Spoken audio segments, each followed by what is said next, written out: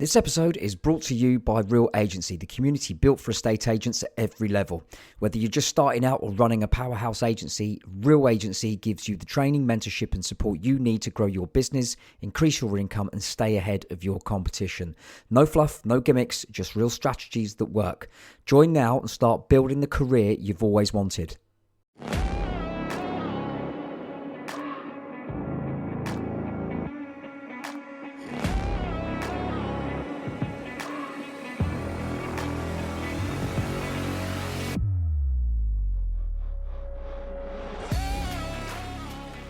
Welcome back to Zero BS Estate Agency Podcast, where we strip away the fluff and get straight to what actually works in estate agency. I'm John Savage, and today we've got an absolute heavyweight in the industry joining us, Len Taylor. If you've ever wondered how the best agents create real competitive interest in a property without smoke and mirrors, this episode is going to be a game changer for you. Len has spent 18 years in estate agency, building reputation on honesty, transparency, and cutting through the industry's usual nonsense.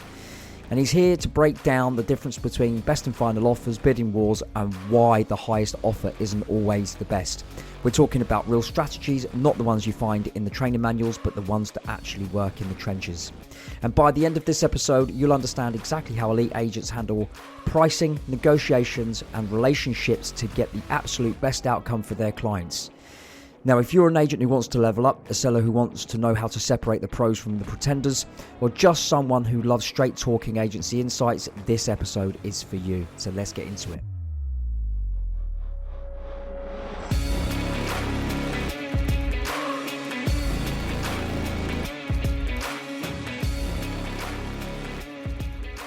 So Len, what is the one thing that truly maximizes the value of someone's home when they go to sell their property? Well, you gave me some time to think about this, which was good. I suppose when we're talking about value, we're saying what the market is prepared to pay for it, right? And the way to get the market to pay the most for a property is competitive interest. So competitive interest means, does that mean best and finals or does that mean bidding war? Well, I hate bidding wars. I think that, I've heard stories from buyers. I've never seen it myself as an agent, been doing it for 18 years of, telling buyers, oh, this person's offering this amount, you offer £1,500 more, we'll get it for you. That to me is a bidding war. I don't know if you'd agree with that definition. But best and finals is certainly how I operate. And, it works both ways, though, sort of having it private or having sealed bids, if you like, because although a buyer, basically, you're just getting the buyer to honestly pay the max that they're willing to pay, and after that they walk away. So they should feel that if they lose out on it, that they've done all they can. I don't want anyone to feel that they didn't get the right opportunity. So best and finals is definitely my version of competitive interest that I like to work on, and you're nodding as if you agree. Yeah, no, mate, I completely agree. But would you say that a best and final is all about price? But would you also say that buyers, when they put in their best foot forward, are trying to match themselves to maybe what your client wants? Yeah, I'd say there's an element of that for sure. I mean, I just yesterday posted a video on this of saying that the higher offer isn't always the best offer, and there was someone that commented saying, no, I don't believe this, I'm an agent, and sellers only care about the highest price. And I sort of took it to the extreme and I said, well, if you had a buyer that was offering £1,000 more than the next best offer, but they were awaiting a sale of shares or stocks in a business to fund that purchase, or you had a buyer at £1,000 less who had cash in the bank ready to go, who would you pick? So if you can agree that that point's valid, then everyone has different measures of what that value would be, obviously. But definitely, no, the highest is not always the best offer. It usually is, but it's not always. Yeah, but you know I really like that answer, right? Because when people say, yeah, but John, what would you say is the one thing that truly maximizes the value of someone's home when they go to sell their property? And I know you know what you're doing because I've been watching your videos, right? Right. And my even though I know this is not necessarily the whole thing, there are so many agents out there that cause chaos and mayhem because they're appealing to someone's not greed, because a seller doesn't want to make a mistake and they don't want to undersell their home. And the agent is just saying things that sound nice that match what the seller's seen on Rightmove when they started investigating, well, how much is their three-bedroom semi worth. The agents then confirm that, but actually there's a different market. There's a market that's at, well, what is the real pounds per square footage? What is the real value of that three-bedroom semi? Because the Yeah, way I see it is, I say price. And so I know it's not the only thing, right? But it's the thing that sets the tone for the rest of the sale. And I think, in addition to what you were talking about, the reasons why the best and final scenario is the way forward, that it does mean that buyers will put their best foot forward. There's an added layer as well, right? What happens when that buyer who was brilliant and perfectly placed, suddenly their intentions change because their life has changed. The rug's been pulled from underneath their feet. yeah, If you've treated people fairly, buyers fairly, and they have all put their best foot forward and it hasn't quite worked out, well, they're not looking at you like, oh, you're dirty, stinking, horrible estate agent that basically told me to offer that 1,500 quid more, but actually you were lying because I was just going to go to the next buyer to get them a little bit up. They will go, okay, Len, what, it's back on the market? Yeah, do you want it? Because I'll give it to you because you're next in line. But if you don't want it, I'll go to the next person. Is that yeah, right? yeah. And I think, like honesty and transparency where it's fair, because even like the whole premise of best and final seems a little bit cloak and dagger to buyers. I think you sort of sometimes when I'm talking to them in the office and they, buyer really wants a property but they don't want to overpay. They're desperate to know what the other person's offering, and you say to them, I will never disclose what another person's offering on a property, just like I wouldn't disclose what you're offering to somebody else. And they sort of have this look on their face. It's like, really, really, and but it's true. And so having that honesty and transparency and building the know, like, and trust, so that if shit hits the fan with whatever you've wrapped up, you've still got backups. That's looking after the seller, but also giving the buyers, leaving the door open. If you Yeah. need them, and I think that's the only way we can operate. Only one person can buy the house, right? Yeah, totally. But why do you take that attitude though? Where did you learn that? Because that's not typically agency 101. Is it not? I mean, really, is it not? It should be. It should be estate agency 101, filled with transparency, filled with integrity, filled with, do you know what? I'm really going to look after this buyer. I'm actually, sometimes I may even turn a buyer away. They've just asked to go and see a property, but everything Mm, they've just described, this property ain't right for them. And it may be that yeah. I just go, I'm not going to show you because it's not right. Yeah, yeah. Or you, I mean, dare I say it, or they're going to be an absolute nightmare, and you don't want to do that to your seller, right? Or yourself. um, yeah, or yourself, mainly yourself. Mainly, we're only in it for ourselves, aren't we? I mean, I don't think I learned it really from it. I mean, my first job in agency was for my dad. He had a small agency. It was run terribly. It was probably closer to what you'd describe as like the bottom of the barrel agency of that, being less honest and just wheeling and dealing and cash under the table and all that rubbish. Um, and fortunately for me, I sort of joined at the end of that business. After that, went into liquidation. I went and worked for various different companies, and I was young and I was stupid, and I probably did try all sorts of tricks, and being stupid and young and naive, you do that. But I just got to the point where I found that results were far better being honest, open, and transparent as much as you can be, without hurting people's feelings. And it just served me so well that I carried on down that route. And Newton Huxley's 10 years old now, and that's the way we've always been, and that's the way that the team like to be. I don't know if you have people that work for you, but they people that generally human beings don't like to be dishonest, particularly in a business setting. It's a lot of extra pressure that you don't need. You can get better results by being honest and transparent, and then you can sleep better at night. You don't have to drink so much. But isn't that though a maybe, well, I don't really drink. And I think if one can of Stella and I'm like one can Van Dam, do you know what I mean? It's like, Right. or I'm being put to sleep to bed, called an Uber at 7:30 and then like take him home. That's me, right? So It might be I the don't drink. Stella. You might need to try something else. I don't know, but Yeah, like Coke. Maybe just a glass of Coke will be fine. But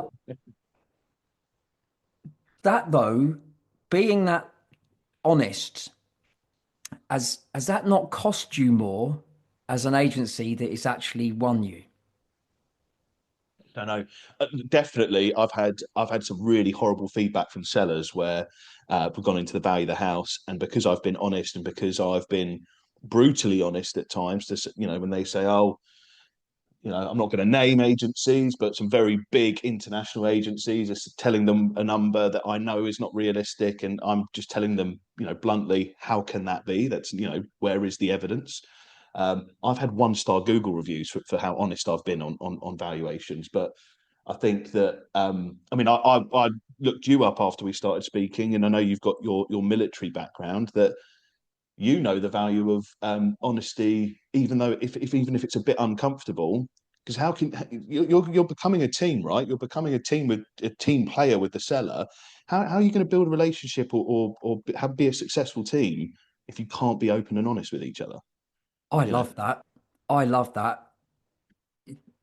You just said, how can you be a team? But you didn't necessarily include, although you did all of your team that you work with, you included the seller.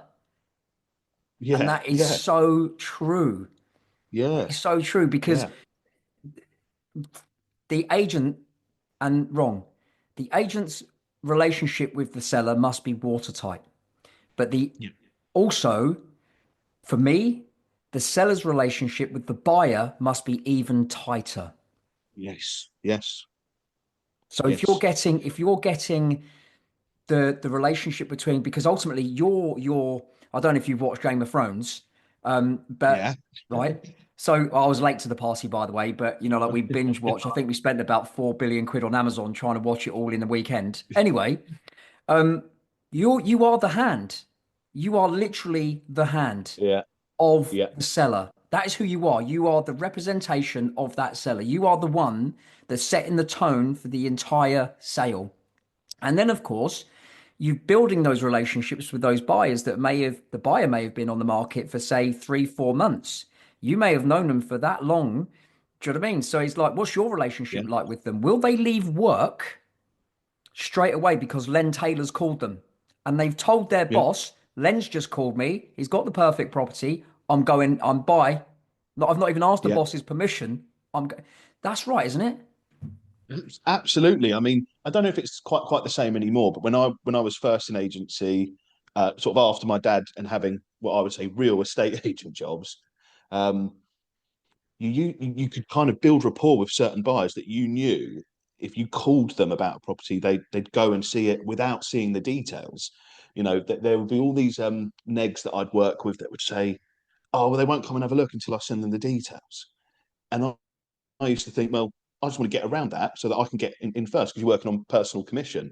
And there was no better feeling than property about to come on the market that you knew you had a buyer you could speak to that was perfect for it. You just knew you were like you were dialed in. You were Mm. so dialed in, and I think that's I don't know. I wonder can everybody do that, or is that a natural instinct? Right, because you clearly have it. Well, I think, aside from being brothers from another mother, right, in the way that we think, I believe that is set from the beginning. So I had a couple of directors and I was pulling my hair out when I first become a sales manager, thinking I was golden because I was an amazing neg, right? That somehow that I was able to get all these properties because I was a really honest person. What I didn't really fully expect was that sellers don't necessarily want honesty. And I didn't know how to tell the truth and get away with it. So I was just being beaten up, spat out, as I've said on this podcast many times before, and I wasn't winning anything. The only thing I was winning was a cold, right? And that was really it, right? Now that my two directors though, they said to me, always, always, always go for the second sale. Always go for the second sale, because if you always go for the second sale, then you know that there's no pressure from us that you must win that listing at any cost. And Okay. Yeah. that allows the other agents to say things that sound nice, right? And it allows them or the seller to see firsthand everything you said was going to happen and the original valuation. And trust me, John, these people will come back to you. So, of course, I'm like, well, I know that's right. I know that's the right way to do it. Now it's taking the pressure off me. So I'm not worried about getting sacked because I'm not winning instructions. Yes. And now I'm able to actually work out how to tell the truth and get away with it. For example, Yeah. I always use this, and I learned this from Tom Panos, the Australian. It's not the promise of a price, it's the process that achieves maximum results. Or property is not in isolation, it's in competition. And then I would Yes. adapt it. Do you know what I mean? Saying, if it's competition, we know that there's 200 other flats within a mile radius of your flat. What are you going to do to get all the very best buyers away from what they're currently looking at to come and see yours instead? Then I'd shut up. And that was a way of telling the truth and get away with it, because I wasn't then trying to convince sellers, which is what I was doing in the beginning. I was then asking them Begging, how they were going to do begging. it. Exactly. Begging for the business. And then like, why are they making this mistake? Why are they doing that? But because it was just like, well, a seller doesn't want to make mistakes, but they don't want to hear Yeah. less money without a strategy or without a real reason why I'm asking these questions. And it would fall on deaf ears. And when the other agents are saying, don't listen to Len. He ain't got a clue what he's talking about. He's trying to sell your house cheap, trying to sell it to one of his developer mates, make a quick buck. That's the sort of Yeah. things they're saying, right? I've heard it all. I've heard exactly that. I've heard it all. Yeah. Yeah. So let me ask you this question: when you've maybe come back, when you've been in agency from the last 18 years, and it could have been a manager that came back from a valuation, or it could have been a you coming back from a valuation, and the money's wrong. It's too much money. How have you, as a neg, when you were a neg, and how have maybe negs that have worked for you in the past, reacted to a property that's on the market for too much money, won the instruction at too much money? How have they reacted? Mm.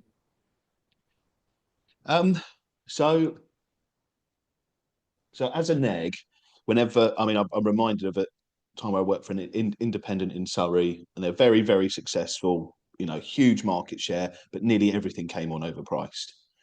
And it just kind of got to the point where you worked on the stuff that was 4 weeks old rather than new listings, because you knew that the seller would be softened up for an offer. So you didn't get excited about new instructions. You did a mail out, click, click, click, and that was it. And then I had my in that agency I worked on buyers more than sellers. So I'd have buyers that I knew would trust me, and if the house was on for 500, but I knew it was worth 450, and I knew this buyer's top was 450, they'd trust me to say, come and offer on this instead. So as a neg, you have to flip it around. But how ridiculous is that? That you're a seller. As from the seller's perspective, you're coming on the market, you think everything's going to be great, but the whole team is thinking your expectations are too high. I'm working on the stuff that's been for a bit of pain. And then when I've won listings that have been toppy, um, if I'm totally honest, at the start of Newton Huxley, we would take anything and everything on that we could get our hands on, because we didn't have enough money. It was go time. So I was definitely more flexible with sellers. Never would I ever go in and outrightly say a number that I thought was too high. But if I said a number and I got a wince, and the seller said, "Well, yeah, but my friend down the pub said it could be worth this, or whatever," I was all too happy to go along with it when I had one property for sale. So I've had those moments. Fortunately, though, we didn't have any negs at the time, so it was my own problem. I still had to sell it and go through all the pain. Um, Now, this sounds so corny and cheesy and like, yeah, whatever. Um, but I just won't take it on. I have overvalued stuff, I'd say, in the last 12 months, but honestly believing that it's worth more. It might be a peculiar property that, is really difficult to value. But if I've got a really good idea of what it's worth, and there's loads of evidence for it, I just won't. beat around the bush. I'm happy to lose it. I don't, Mm. whatever. But Yeah. I'm privileged in that position now. I think after 10 years of hard work, we can turn them away, and I do sympathise with agents out there that are starting out. A lot of the sort of self-employed model. I don't know how I don't know if I would be able to cope with that, with the amount of overvaluing that goes on. Yeah. No, absolutely. And it is prevalent. I think though, I'm going to ask you another question, but before I do, your videos on TikTok are absolutely blowing up, like literally blowing up. Um, A little bit, yeah. yeah, and the amount of followers following you, I don't know. Am I right in saying it's like almost like 1,000 people in the just the last 7 days alone? I think are following you. I'm Um, sure that's well, that's it could be. It could be. I started off doing like Instagram like a couple of years ago, and then just got a bit bored with it. As most agents do, you sort of think, "Oh, I'm going to do this," and then you don't. But then on the 16th of January, I had recorded a load of videos that I thought, "Do you know what? This year I'm just going to go for it." Using ChatGPT to write a lot of scripts and really just trying to get stuff out of here into stuff that people can understand. And yeah, it's going very well at the moment. So yeah, yeah, it's not too bad. yeah. And I know our first interaction with each other. Yeah, I watched one of your videos and I was like, oh, I want to punch this guy. Fucking hell, right? Because it was it was just so so polar opposite of everything I stand for. And it wasn't until we started speaking that penny dropped and I realized, shit, that's embarrassing. Len actually really knows what he's doing. And I thought he was some fly-by-night chancer saying things that fucking just irritated me beyond belief. So so obviously at the beginning of this episode, I've apologized to everyone that didn't hear me apologize, but I did because I was like, wow. But mate, I think look, your videos actually, when I've watched others, they land really well.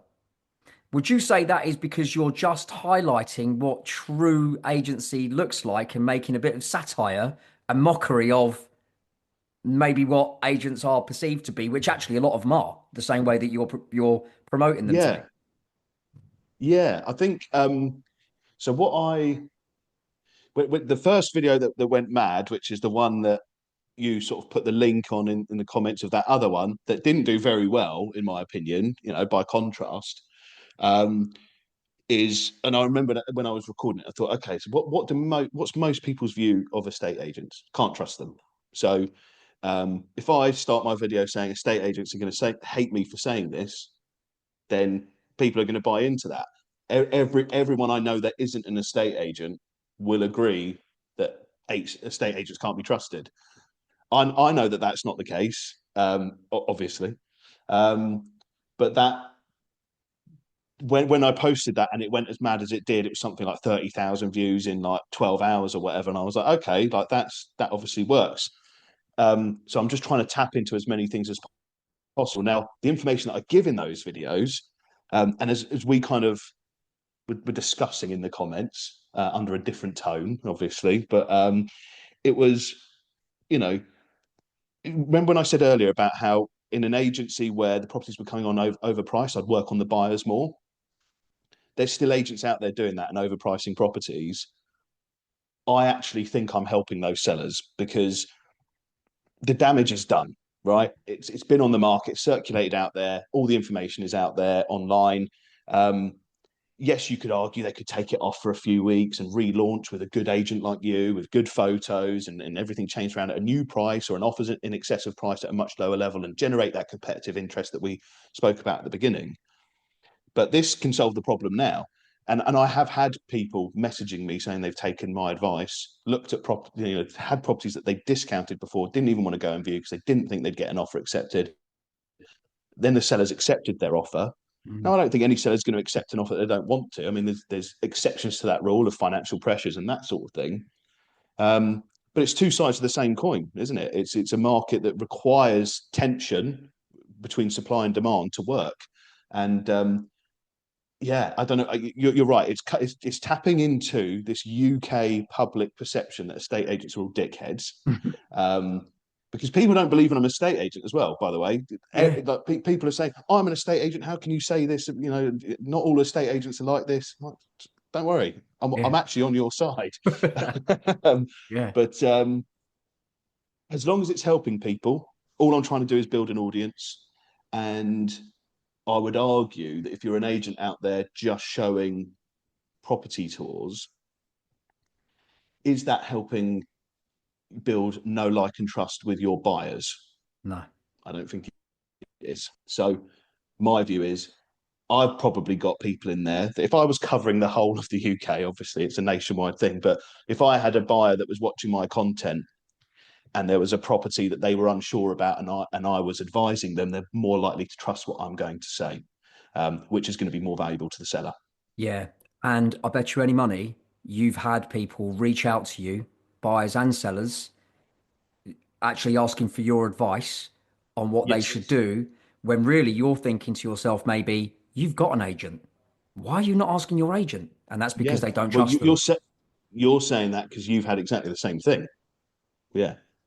Yeah. So you do think, what the hell is your agent doing? You know, and if we're going to dilute what we do to just taking pictures and putting it on Rightmove, go and use Yopa. Yeah, Use an online agent, right? Um, where we come in is the know, like, and trust, the relationships with sellers and buyers, and skilled negotiating. And just coming back to price as well, I often say on valuations, think of pricing just like photographs and descriptions. It's just a tool to get people through the door. The market will pay what it's prepared to pay. I've even said to people before, you could put your house on the market. You know, if it's a 4-bedroom detached house in Claygate Village, which everybody wants, and it's worth between 1.25 and 1.5 million, which everybody in this area wants, you could put it on for £1. You could put it on Rightmove for £1, and it will sell for the most the most anyone will pay for it. The price is price only becomes relevant when you price it too high yeah, in absolutely. terms of your asking price. And that leads Yeah. me on nicely to the other question I wanted to ask you.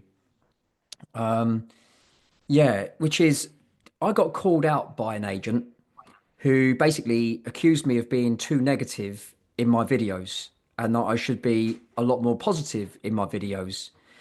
And I was making the case that there's over 200 properties in Marlow on the market right now. 151 of those properties has been on the market for longer than 30 days, right? And there's a load more that have been on the market for longer than 100 days. And he said there are not right now 200 plus buyers that would buy every single property in Marlow. What's your thoughts on that? Bollocks, complete bollocks. I mean, well, I mean, you could say with that thought experiment, well, if you dropped all those prices by 20%, would they all sell? And the answer is yes, probably. I mean, 99% sure that answer is yes. So, I mean, I don't know what they mean by you being negative. I certainly think there's a lot of talk on your content about sole age contracts and things like that I wouldn't personally agree with. But maybe that's just being a business owner of an estate agency working in a market where I'm constantly competing with agents that chat rubbish. Um, People don't pay for our services until they complete. And if I could get paid by the hour, I don't need a sole agency contract. The fact of the matter is that I'm going up against some pretty big heavyweights in our area.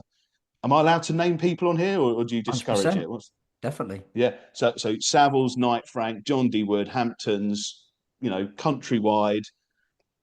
These people have got big money to spend, and they really lean on the fact that they've got international influence and all this kind of rubbish. So sometimes the only thing that I've got when I win someone over is my contract to give me time, because I might be taking on a property that isn't going to sell very quickly if it's definitely in the upper echelons of the market. So I kind of feel like it's a symptom of how we've got things set up, in that the seller doesn't pay for our time regardless. They can waste your time. They absolutely, even if they come on at the right price, they can change their mind halfway through and you get fuck all. Mm. So I do feel like sole agency contracts are just like a necessary evil, because in order for me to give you my time, I've got all my staff that I'm paying, I've got the rent, I've got Rightmove, I've got everything like that. In order for me to allocate that time to you, I need commitment from you that you're going to stick with me Yeah, while but I try and get it done. do you know what the difference is though, Len? What's The that? the difference is that most sole agency contracts are heavily weighted in favor of an estate agent, designed purely so they can get them under contract. So then they can go back to what you said originally, which is like, listen, not even worried about that for the first 4 weeks. We worry about stock we can sell, the ones that are Mm, already softened okay. up. You don't Yeah, operate like that's that. fair enough. Do you know what I mean? You don't No. operate like that. The way you do it is balanced because you are today, as you've said in this episode, you're prepared to walk away from something that's not right. Other Yeah. agents will not walk away from something that's not right. They will just take it on and hope No. that there's Well, they're something will targeted stick. on the instruction, not the sale. So yeah. Correct. So I agree with what you just said then, because my sellers have to sign a contract. I just want to give them full guarantee that it's like, look, if I'm not delivering, you can sack me at any time, right? Just like you, your sellers don't sack you. Why? Because of the relationship and the rapport that you build with them, your level of Sorry, game they under, do sometimes. They do sometimes. but sometimes is rare, and sometimes is with a seller that actually you probably weren't right in the beginning, or maybe Oh, I'm normally happy when they do. Yeah. yeah, right. Exactly. And that's the point. So there's a difference between being completely balanced in terms of this is shared risk between you, the agent, and the seller. It's a shared risk. Mm-hmm. And all that All I want. Yeah. is just making sure that actually you're going to hit your milestones and your seller is actually going to hit their milestones. That's it. Yeah. Versus, I'm going to tell you something that sounds really nice. I'm going to lock you into a 20-week contract, right? And then once you're locked in, bosh, happy with that, stick that in the file. If we get someone, we get someone. If we don't, we don't. You're running a business where you can't rely on another office down the road to bail you out financially. You don't have that. No. Yeah. No. And do you know what I mean? So you're going up against those big heavyweights. So I agree with you absolutely wholeheartedly. The reason I say what I say though is purely because I want to shake the hornet's nest All so right. Good. much, That's right? what I'm doing. Yeah. Exactly. But do it in such a way in which, because I want sellers to realize, and that's why I wanted you on the podcast, right? Because I watched your other videos, we spoke, and then it became apparent that you know exactly what you're doing. You know exactly how to mold and shape the Appreciate you perfect saying that. sale. Eh? I appreciate you saying that, and I'm glad I'm recording this. So I'm going to play that to myself on loop while I fall asleep later. Right? But the point is, it's true, and that's what I say to other people. I will not invite you on this podcast if you are not elite at what you do. I just won't, right? Because I need to keep the integrity of what's being said. The reason why is because I want sellers out there to go, ah, that's what choice looks like. Yeah. Yeah. Yeah. And they then have the choice. Do I go with that horrible, stinking scumbag of an agent who I absolutely love because I'm a scumbag of a human being that wants to royally cheat everybody? So that's perfect. Do you know what? I'm like, fair play to that agent who was honest about being a scumbag. Yeah. And about being a Yes. liar and a cheat. I'm To all your for it. market, at least. Yeah. Yeah, I'm like, you know what? That good because the seller knows what they're getting into. It's just when the sellers sign the contract and then suddenly 5 weeks have gone Yeah. past, 6 weeks have gone past, 8 weeks have gone past, and they're like, fuck, we've had one viewing. Like, what? I don't understand what's going on. I mean, our price on the market is perfect. I checked, with the agent told me, and they showed me some comparables of what they've been marketing, and it looks right. The other properties on the market look right. Why is ours not selling? Suddenly they're Yeah. tearing their hair out. And that for me is wrong, and it shouldn't be that way. Yeah. I'm 100% with you. 100% with you on that. That being trapped by deception. I mean, we've all had it. You've done the valuation. You know the other agent is lying.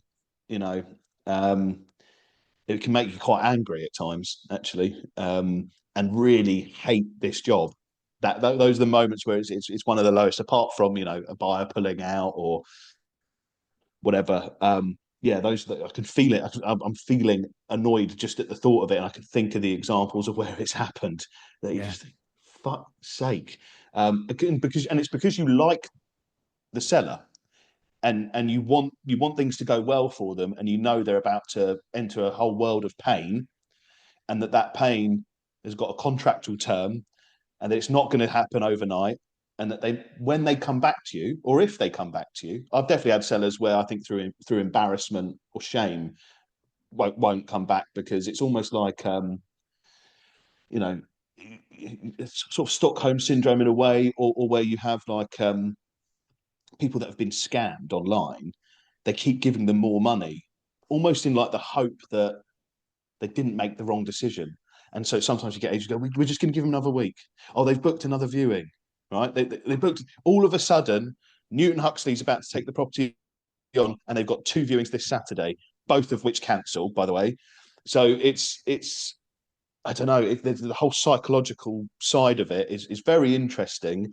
But when you know a seller's about to go down a path of high valuation, cheap fee, long contract, it's sad to see. It's like you know what's coming and they don't, and it's sad. And no matter what you say, generally you can't convince them otherwise. Once they're anchored in, I think I've heard you say anchored in, it's done. And then you've got loads of mess to clean up afterwards, which is the worst thing about it, because part of me wants to charge them more for tidying up afterwards. But so far I haven't had the heart to try that yet, but maybe we'll see. It's wonderful talking to you, and I could talk to you all night. And from watching your videos and from when we've discussed online, it's clear you absolutely know what you are doing to within an inch of its life.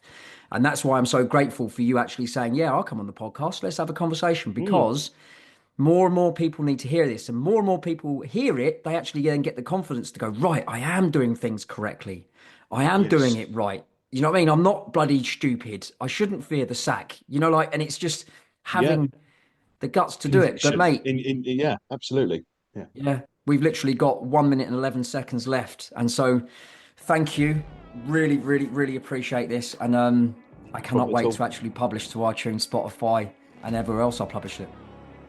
Absolutely. And we'll get a beer and a meet in person at some point, I'm sure, right?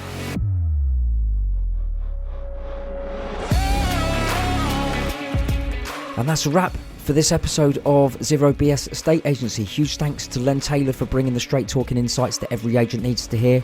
If you've got value from this conversation, do me a favour, subscribe, leave a review, and share this with an agent who needs to hear it. And of course, keep challenging the norm, keep raising your standards, and as always, continue to smash it for your clients in delivering results. Until next time, we'll speak soon.